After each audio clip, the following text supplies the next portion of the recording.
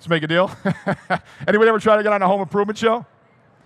All right, so I'm going to give you some advice. Just in case one of these days you buy a house and you want to redo something or you want to remodel and you want to get a chance to be on the show and have us come in, I'll give you some advice, all right? Because I'm the guy that's got to watch some of the videos when people send the video in. So if you ever send a video in, you got to sit and watch these videos. Never put somebody on camera that doesn't want to be on camera, all right? So if somebody wants to be on Desperate Landscapes, for example, and somebody's on camera explaining their bad landscape, and I see this, I don't like my driveway. My driveway's really bad. And then I've got these bad bushes over here. If that's what we're watching, what are we going to do with that video? We're going to throw it out, right? It's entertainment, folks. So put someone on camera that wants to be on camera. Also, if it's for Desperate Landscapes, as a hypothetical, don't clean the landscape first. Right, guys? Your wife's going to tell you to go out. You can't put that on camera. It looks terrible. That's the whole point, right? So show the area that you're trying to fix. I'm just saying these are things that I see that are kind of funny when you think about it. But so a little bit of advice for you. And one more, who in the crowd has seen man caves? Any of the guys seen man caves? Who has a man cave? Wow, that's sad, guys. Anybody? Are you serious? All right, you got a man cave. All right, thank you. I'm building mine now, but those of you who watched the show, how many ladies have watched man caves? Any ladies in the audience? All right, good. Yeah, you seen it? All right. In the show, if you've seen it, we normally, in the beginning of the show, we show the plan to the homeowner, right? And if you've watched these shows, in the beginning, we always explain the plan. So my co-host on the show is Tony Saragusa, the Goose, we call him. Those of you who don't know him, he's a big guy. He's a football player. He won the 2000 Super Bowl with the Ravens. He's really obnoxious, okay? So usually I'm on one side of the plan, and Goose and Rainn Wilson, we did a show for Rainn Wilson. You guys know Rainn Wilson from The Office? Remember The Office? All right, Rainn. So they're on one side of the plan. I'm on the other side of the plan. Now, this is something you'll never see in the show because they're going to edit this out, right? But it's a funny story. So I'm explaining the plan. Rainn and Goose are both ADD. They're like little 5-year-olds. They're not paying attention to anything I'm saying, and they're goofing off. What I didn't realize while we're filming this is that Goose had a framing gun in his hand. Who's used a framing gun in the audience? Anybody? All right, the big gun. Shoots the big nails, for those of you who have never used one. And it sounds like this. Right? I know the sound really well. I grew up with that sound. So they start to leave, and I'm like, guys, I'm not done. Come back. And Goose turns to come back, and I hear the gun go off. I didn't realize he was holding it. And I heard the gun go off, right? And as I'm asking Goose what he hit, I realized my thumb wasn't moving. Now, this is all on camera, right? The camera's right there. I'm like, why isn't my thumb moving? Has anybody ever been stabbed or been hit with something sharp? Anybody? You don't feel the pain, right? It's weird. Your body reacts in a way you don't feel it. So now, let me just preface this by saying that we take safety very seriously on the show. We always do. But things happen, especially when Goose is around. So I'm like, why isn't my thumb moving? And I pick my hand up. I'm already shaking because I'm already remembering this. And I see the head of the nails here and the point of the nails there. And all I can think to say is, that's not good. That's not good. And I turn and walk off set because I'm heading to the emergency room. I don't know where I'm going.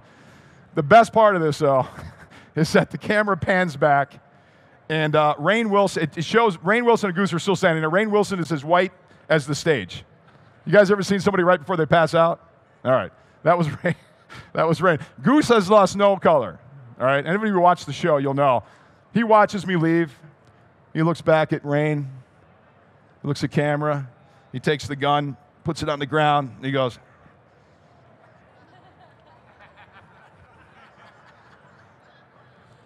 That's what he did, all right? So I go to the emergency. Anybody been in the emergency room lately? Anybody been there? Good times. 5 people in front of me. I'm like, I'm not waiting here, right? I go to urgent care. I get in. The doctor comes, takes an x-ray, says, oh, you'll be fine. I'm like, I'll be fine. Pull the nail out. I had 2 fractures, so I just taped it up. I went back to work. I'm not going home, right? I'm going to go back to work. So I go back to work. It's all taped up. He gave me some pain medication. Let me make a suggestion. If they ever offer you pain medication, take the pain medication. I'm just saying. So I go back to set because I said I don't need pain medication. 3 o'clock in the morning, I was praying for pain medication. So I go back to set. I see Goose in his car. He's with his agent. It's that kind of show. I'm walking by the car, and I'm holding my hand. I'm like, I got to play this up. I can't tell him that I'm fine. 2 fractures. So I'm walking by, and I'm trying to cry, right? I'm trying to get a tear. And I'm walking by like this, and he rolls his window down halfway. Not all the way, right? And he goes, how bad is it? I'm like, Goose, it's not good. I need 2 surgeries. I don't know if I can use my thumb anymore. I'm just making this up, right? And he goes, you'll be fine. He starts rolling his window up. I'm like, I don't get any sympathy, no sympathy. And he goes, you know where you can, right before the window goes up, you know where you can find sympathy? I'm like, not from you. He goes, look it up in the dictionaries between, I can't tell you the rest of that joke because it's two bad words. And then the window went up. He's never apologized to this day. I know he means it because we're great friends. Don't get me wrong. I love the guy like a brother. But he's never apologized. So if you ever run into Goose, by any chance, you can't miss him, ask him if he's apologized to me yet for shooting me in the hand with a framing gun. He hasn't. But anyway, so I got into this business. I grew up in the trades. Anybody in the trades in the audience? Is there anybody in the trades? I'm a big advocate of the trades. Vocational training, I think it's something we need to bring back for our kids. I think a lot of schools have gotten rid of it, budgetary issues, but I think we need to bring that back and let kids explore that option instead of college. College is great, don't get me wrong. I did 4 years. I think higher education is important. But what's also important is to teach a kid a trade, right? Because that's something you'll use your whole life, and you could actually come out of vocational training and get placed in a career right away.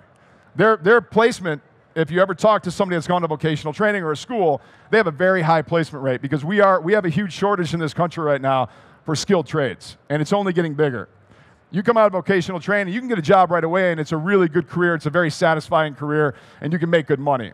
So anyways, it's just an option. Any military in the audience? Thank you for your service, sir. I'm a big fan and supporter of the military. And anybody, if you ever get a chance to help our military, whether it's Wounded Warrior or any of those projects, I highly recommend it because they definitely need our help. Anyway, let me go through some of these. I think the first one is, these are some tips. If you ever want to take on a renovation and you want to get the Sledgehammers out, because in the show Sledgehammer, we actually show up. They have no idea I'm coming. Anybody seen the show, Sledgehammer?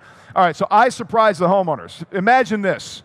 You get up in the morning, and you think the producer's coming over just to interview you to be on the show possibly, right? You have no idea that you'd be swinging a sledgehammer. But instead, I jump out of your bathtub and surprise you and tell you got 30 seconds to pick your least favorite room and then 30 minutes to destroy it. That's a little bit of shock and awe, right? You're like, oh my God, I'm doing this right now? I'm like, yeah, you're doing it right now. What they didn't know is we were already in their house. I already took thermal, believe it or not, which we don't show, but I already took thermal, Flir's thermal, with my Flir One, which I actually have right here, my Flir One, and which hooks up to my mobile device. And we already went through to just make sure we weren't missing anything. Peace of mind. You know, we did all our checks. We disconnected the electric. So anyway, we tell them they got to start swinging the sledgehammer. So some tips, though, if you decide to take on a renovation, is plan, plan, plan. I can't tell you how many weeks I sit at a desk and plan on paper, right? Because you can spend all the time you want on paper. It doesn't cost you anything. You've got to plan. Don't ever take on a project where you don't do your due diligence and do all your planning. It's so important. Stick with your budget. Work everything out on paper. Disconnect all utilities, very important. If you're not sure, bring in the professionals, somebody like me. If it's a load-bearing wall and you're not sure, if it isn't a load-bearing wall, call somebody in. Don't ever take that for granted, right? And then safety first, always wear protection, and get ready for a workout. Who's swung a sledgehammer in the audience? Anybody for a certain amount of time? That can up your heart rate really quick. People don't realize we've almost had people pass out on us. So let me go through these. This was a kitchen in Ohio. Again, the first thing people ask us when they choose a room, it's always kitchen, right? So if you're going to choose a room to renovate, what would it be probably? Kitchen. So this was a really tiny kitchen, a house built in the 1950s, and you know, typical. You walk in, very small. It's not open. Everybody wants open now. And this is us doing the sledgehammering, and the homeowners working up their heart rate. And then we actually opened the kitchen up. $30,000, I think this particular kitchen was. Not an extreme amount, but enough to give them a modern kitchen and a really nice look. I'm going to go through these kind of fast. I'm going to open it up for questions at the end. This was the old dining room in the same house, and and that was after. We actually did a built-in bench, which is a great way to save space, right? It looks a nice custom look. It's a great way to save space. Pushes the table over so you have more room, but it's a nice seating area. And the lime green wasn't my choice, by the way. Anybody live in a split level? Has anybody ever lived in a split level? All right, there's a lot of split levels in the Midwest, right? I lived in one for a year. They're very annoying. It's very weird. You walk in the entryway, you got the upper level and the lower level, right? Split level. The upper level is the living area and normally a vaulted ceiling, and what they had to do in this particular one is that little shoebox is their kitchen. So if you look at another shot, that's the little tiny kitchen they're in that big room. They're like this, right? So obviously that had to go. So we wanted to open the space up but still give them a kitchen. So this is the demo, bringing all that down. Again, I'm there to make sure the house doesn't come down on them.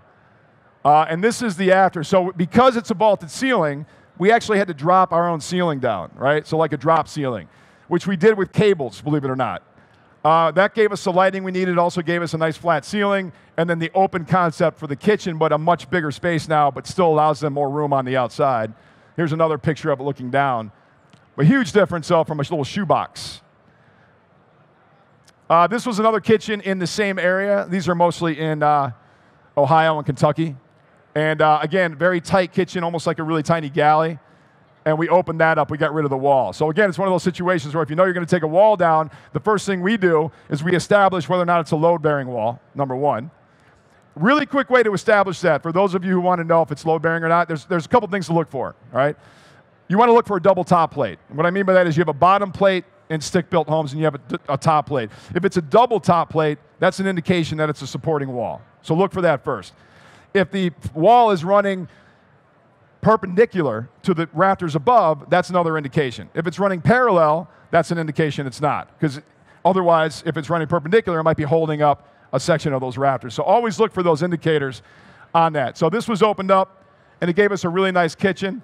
This is the other side of that same kitchen. This is the living area with that wall separating it. And then opened up, this is what it looks like. So really nice change. This is the fireplace, same house. Again, a lot of people have the brick, right, the ugly brick, and they don't want to paint it. I say paint it. Right? It's a really expensive proposition to cover it or to take that out. So paint it. And then we did 2 built-ins on each side, and we painted the brick. So it looks like a brand new place now, and it looks better painted. If it's an attractive brick, you don't have to, but don't be afraid to paint your brick. You just have to make sure you choose the right paint for that, a masonry paint. This was an entryway that was underused, and it wasn't set up properly for the homeowners. It was right out the garage. They wanted to be more practical, so we changed that, made it a mudroom. We actually borrowed a little space from the garage that they weren't using, opened it up, elevated the washer and dryer to make it easier for the mother to get to. Now, this was an old kitchen. Now, again, I was able to use, on this particular house, we were able to use the Flir One. We were able to use thermal technology, Flirs, to find the rodent, because they had a rodent in there they couldn't find. They could hear it. They couldn't find it. We found it with thermal. So they had a raccoon that was in there that they couldn't find. So we actually found it with thermal. So another obviously interesting thing you can do with thermal, you can find warm-blooded animals very easily. We did talk about termites. I have found termites. Even though termites are cold-blooded, somebody asked me this yesterday, you can use thermal to find this. Most of your pest control people, they have thermal now, and that's what they use. But termites are cold-blooded, right? So you're thinking, oh, you can't see a termite because they're usually the temperature of their surroundings. But when they congregate, that energy they put off leaves a signature. And also, if you find an area that's high moisture, if you find a really heavy blue area, that's another indication that that's where the termites could be manifesting. So there's indications that you can use a thermal. So this was an older kitchen. They wanted to keep it was built in the early 1900s. So we kept the aesthetic, if you will, but we gave them modern appliances. That's a farm sink that we found at a local salvage yard. You can find these from that time period, and we had it redone. It was in good shape. We took it to a glazer, and he actually reglazed it. It turned out really nice. And we gave him a really nice look with the cabinets. This side was underused. It was just a small cabinet with a microwave, but that's where we ended up putting the refrigerator. And you can see we used the panels on the refrigerator. You can find companies that will make these panels for your refrigerator to make it look like the old school freezer boxes. So that was a really cool way. And the stove was a modern take on an old stove. This was a room, 3 kids shared this room. It got small. Normally what happens with these roof lines, you know, you have those in your attics where you have the knee wall and you can't use that space. So what we did is we wanted to utilize that space and do some custom builds, and that's what we did. You can see how we went into the wall line, right? We actually put the bed inside of that. That's a good way to open the space up, put your bed over there. It's big enough for him to use, but it opens the whole room up. So never be afraid to use some unused space, if you can, to open those areas up. This is us down in the, you can see, I don't know if you can see on the left where all the water damage was. You see that? We actually, we knew that was there because I used my Flir One and used thermal.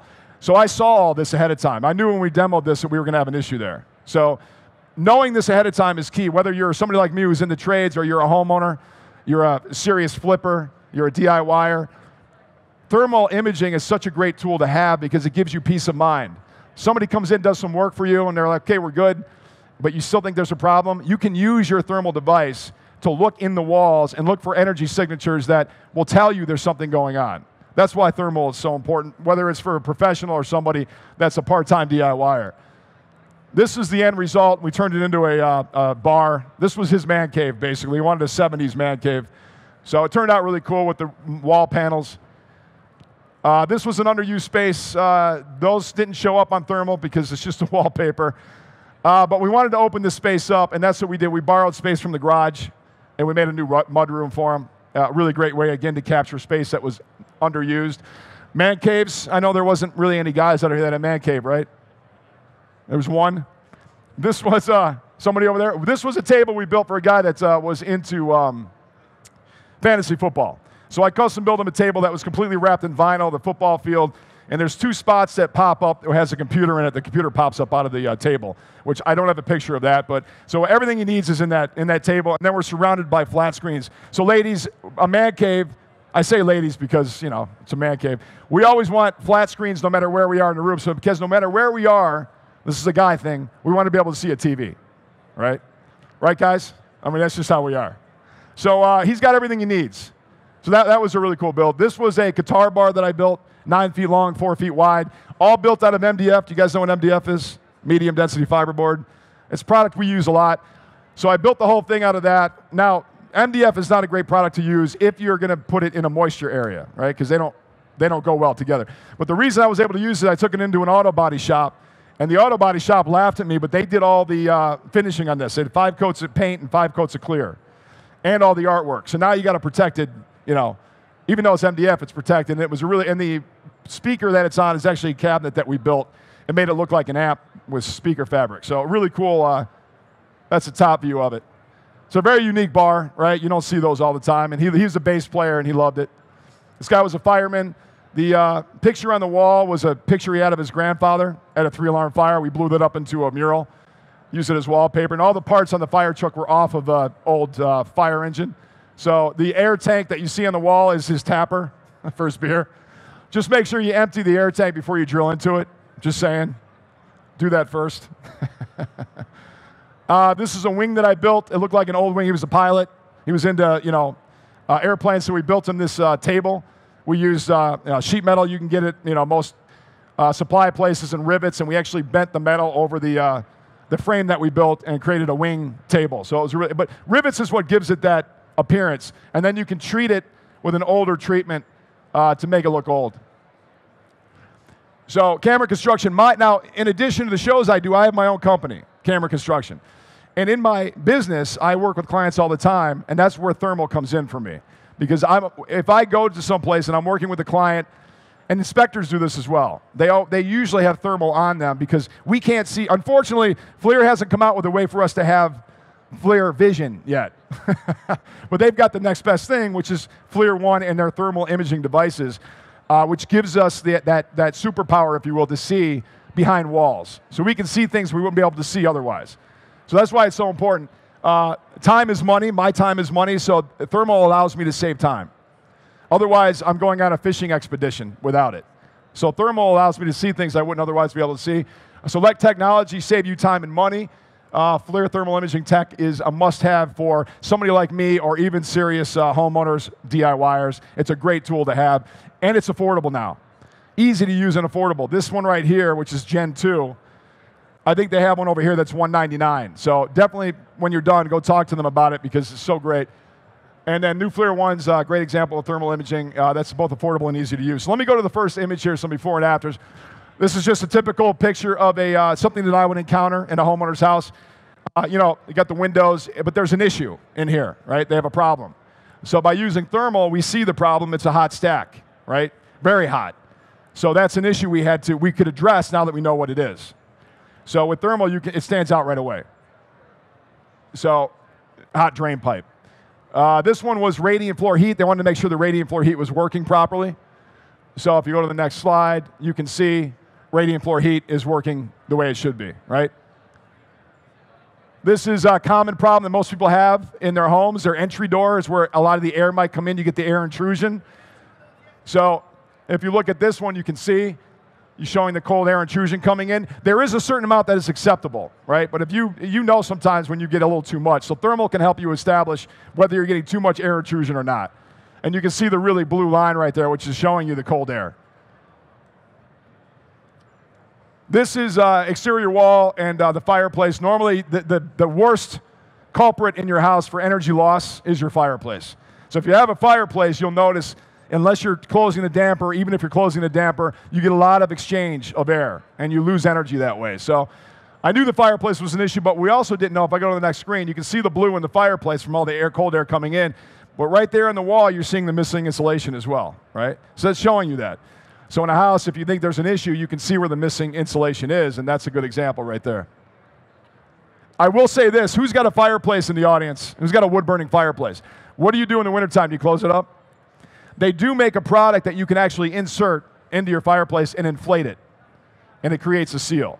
So check that out. It's inflatable fireplace or flue stop. Just look those up. They work really well. Another example of, again, you don't see anything, right? I go in, the homeowners are talking to me about an issue they have in their ceiling. I can't see anything. I pull the thermal out, and then you can see what's going on.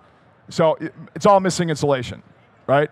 So before I even go up in the attic or try to get up in the attic, I can use thermal, and I can establish not only where the problem is, but what the problem might be.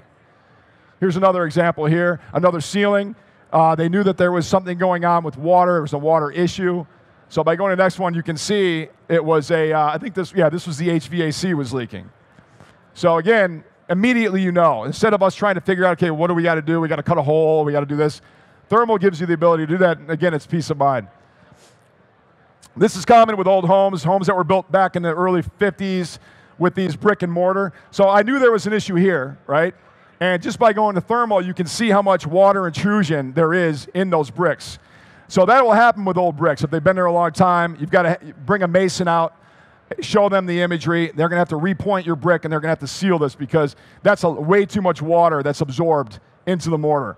So that's something you got to look at. But the thermal will tell you that. This was a kid's room. Again, the wall. They knew there was something going on here. So again, you put thermal on it, and you can see all the missing insulation in the wall, right? So it shows you where it is. So that's an easy fix if you want to bring somebody in and do blown-in insulation. If you don't want to take the wall down, they simply just cut a hole in the top and they just blow insulation inside. Again, this is another one of the culprits of air intrusion, all right? You'll lose money in your energy bills when you have the range hood like this, right? So we knew there was an issue. So just by looking at thermal, you can see the air intrusion going on here. Somebody didn't seal something up properly, so we knew what to do at that point. So there we go. That's some examples of how I use it in my career. Again, finding rodents, finding things in the walls. So the Flir One Pro, which is a really great piece of equipment now because they've upgraded it. They also make it, one of the feedbacks that Flir got, and they take these feedbacks very seriously, is that when you use my generation, the one that I have, this is the Gen 2. What happens is when you go to plug it into your phone, sometimes if you have a really thick case, if it is your phone or even your mobile device, it won't set properly. You got to take the case off. So what they've done now is they've created one which has a dial on it which increases the length of that port. So it allows you to, even with a thicker case. So that was a really cool thing. So Flir One, which is more like what I have, the Flir One Pro gives you more options in the thermal, and it's also a little clearer on a picture. And then the Flir C3 is something that I would use in a rugged environment. It's a standalone device, which is packed full of the same features as the Pro, and it also has Wi-Fi. So these are great additions, and I highly recommend that you talk to the professionals here to get some more information on them. But again, as you can see, they're real easy to hold on to, and they're real easy to plug into your phone. You just download the app, and you're ready to go. So what I want to do right now is open it up for questions. If anybody has any questions about home improvement, the shows, put your hand about up, thermal imaging, bring the mic. Put your hand up. And we're giving something away? We're giving away a C2. A C2, all right. Yeah. All right, so this is huge. I got to tell you, this is the one. This is a C3, but the C2 is a standalone thermal imaging. So this is a great prize. Do we have any questions? Yes. Hold on a sec. Does that device work on all phones? I understand that cameras have different properties. Yes, this on mobile devices. So there's one for Android, obviously, and then there's one for iOS, one for the Apple. But all mobile devices, anywhere you plug a mobile device in to charge it, they work on all mobile devices. So, but you just have to make sure you're getting the right one for the right device. So how does that work for dry rot? I'm sorry? Dry rot? For dry rot. It's funny because when you're looking at thermal, you'll see if let's just say a piece of wood has been eaten out or termites have been attacking it, there's going to be a difference in the way that appears on a thermal. So you don't always see it, but there are occasions where you might, if something's been deteriorated to the point where you're seeing that decay, you might see it on thermal. So it's very, energy is, obviously we can't see these things, so by looking at thermal, you'll distinguish certain things. What I like about Flir's thermal is that they have the MSX technology, which means that when you have your thermal image, but they also take the visual image and they overlay the two. So when you see the image, you're seeing actual visual image along with the thermal, which makes it more clear what you're looking at. Instead of just looking at a thermal image, with the visual overlaid, you can see the definition of what you're seeing, which gives you clarity. So, yeah.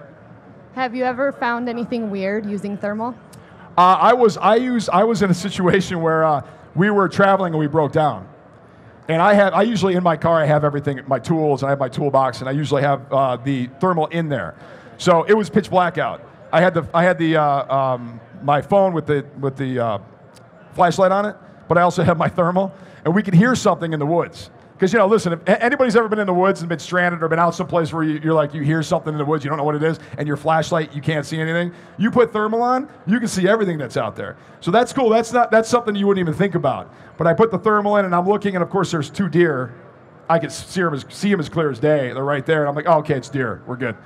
So that was interesting. Any other questions? Is the standalone device mountable? So you can put it on equipment? That's a good question. Yeah, mountable. There's a standard quarter 20 connector on the bottom for a tripod. There you go. Even I got to go to the experts on some of those. Someone over here with a question? Are there applications for stucco and plastering? Yeah, I mean, there are applications. I think anything when you're dealing with home improvement, yes. You're looking for signs, right? You're still looking for signs of water intrusion. You're looking for signs of decay. You're looking for signs of low insulation. You're looking for any signs of water absorption. Mm-hmm. So those will show up. Would it help tell how dry something is? That kind of thing. Drying rate. Not necessarily. You'll see the moisture. You'll see the difference between a cold water area and a normal temperature area. So that's where you're gonna have to do a little more investigating. So, but at least the thermal will take you in the right direction. At that point, that's when you got to start maybe open something up and look at what you have, if it's either dry rot or if it's some other type of decay that's going on. Yes. Hold on. Let me bring. Yep, I'll bring you the mic, sir. Will the thermo show you if they use the wrong type of installation in a home? Not necessarily, no. You'll see that there's no insulation. It won't show you what kind of insulation it is. That's where you're going to have to get in there and find out. So distinguishing insulation is a little bit more difficult, but at least you know where the issue is. That's the main thing. Then you can address it. But distinguishing what type of insulation, that's probably not. Yeah. Anybody else? Here we go. So I come from Southern California, and it gets pretty warm up in the valley. Around summertime, will the device be? Is there a way to dial it so it doesn't show too much thermal? You mean adjust the thermal? Yes. I'm sure there is. That's more of a technical question. I'd point you in the direction of the. That's a great question for them, though. Yeah, I can answer that. Oh, there you go. All right, perfect. A lot of our devices are self-configuring, so they will nuke themselves. We call it nuking. It'll basically self-calibrate. Some of them you need to calibrate depending on the sort of thermal environment you're in. But you're right, in Southern California, a lot of things have the same thermal signature. Everything sort of heats up.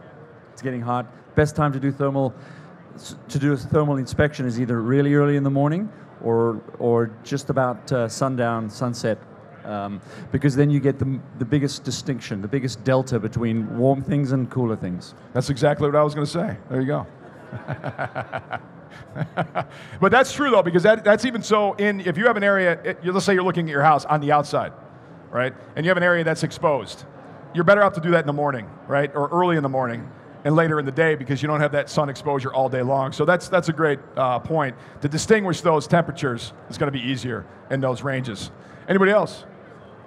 Nope. All right. Well, so now should I ask a question? Ask a question. All right. So I want to see who the